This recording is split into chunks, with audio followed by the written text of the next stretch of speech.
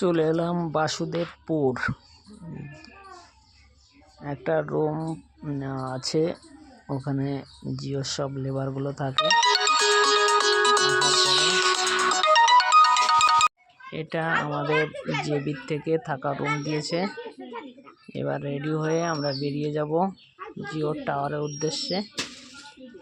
এবার গাড়ি আমাদের রেডি আছে, ওখানে গৌতম দাঁড়িয়ে আছে। এবার গাড়িতে উঠে যাচ্ছি। এই রাস্তাটা খুব খারাপ রাস্তা। টাওয়ারে পৌঁছে গেলাম। পৌঁছে যাওয়ার পরে টাওয়ারে উপস্থিত হলাম। এবার কাজ শুরু করলাম। দেখা যাক কত টাইম লাগে।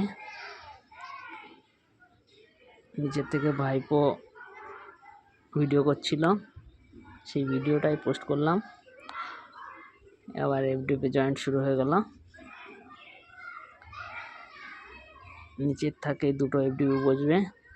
এটা 48 শুরু করলাম, আর একটা 48 বাকি আছে। সেটা করে